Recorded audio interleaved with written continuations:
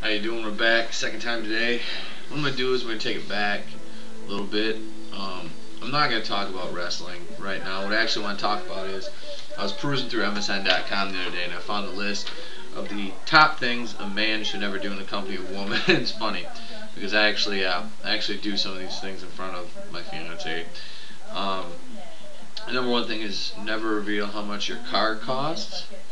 Well, she knows how much I pay for my truck, so one strike right there.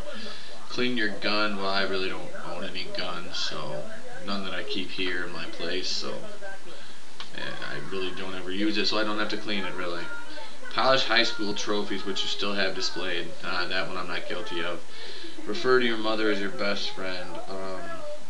I'm a mama's boy. I've never said my mom's my best friend, but I am a mama's boy. Rap, guilty as charged. Question our footwear. I might have said something about her shoes at one time or another. I don't really know. Check out our assistant, roommate, or the babysitter. She doesn't have an assistant. The last roommate I had was a guy, and I never really checked him out, so I'm okay there. Or the babysitter, I really don't have babysitters for my cats, so we're alright. Blow dry your hair.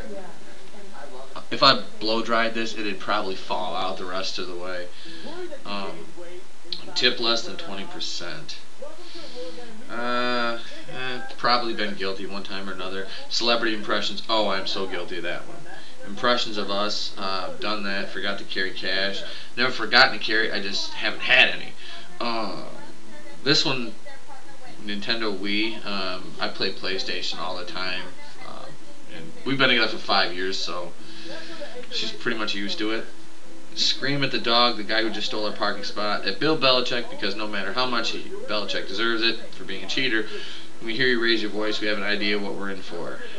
Yeah, she knows that. Talk about former exploits of the sexual nature ever. Guilty again. Use the word bitch, slut, tramp, whore, unless referring to another man. I think, no offense to anybody, but I think if you call another man, well, except bitch, because men call other men bitches, like punk bitch, you know, whatever. But like, if you call another guy like a slut, a tramp, or a whore, I might be wrong, but wouldn't that be like something like a gay guy would say? I don't know. I'm just asking. And tell us you're gonna kiss us. Just get on with it. Like I said, there's quite a few of those I'm guilty of doing. And my playlist from Friday night karaoke was as follows. I did my rendition of Afro Man because I got high. It was very entertaining. Sir Mix-a-Lot, Baby Got Back, of course. Funky Cole Medina by Tone Loc. I sang a duet to a picture with my buddy's wife, Kid Rock Showcrow's Picture, and then I closed the night with Steve Miller, the Joker. And now for my final thoughts today on KimboSlice. Before we go off today, I'll remind you today's show is brought to you by Gatorade G2. You're always an athlete. Hydrate like one. I'm not a big fan of KimboSlice. I see, heard CBS is going to start airing like a mixed martial arts kind of UFC show. I'm going to start with 4 a year, I think. Wow. If you haven't seen all of Kimbo's fights, most of them are over within a couple minutes, except the Sean Gannon fight, which he got his ass handed to him. And if it wasn't for his little jabroni-ass posse he has, he probably would have probably got beaten a lot worse. So, yeah, like I said, and he fought Ray Mercer and beat Ray Mercer, and he beat Tank Abbott. So they're both washed up has-beens. And he is like, I hope Baz Rutan's doing a better job of training him, because I mean, the guy, yeah, I'm not going to say I could kick KimboSlice's ass, because that's far from it. I'm a lover, not a fighter.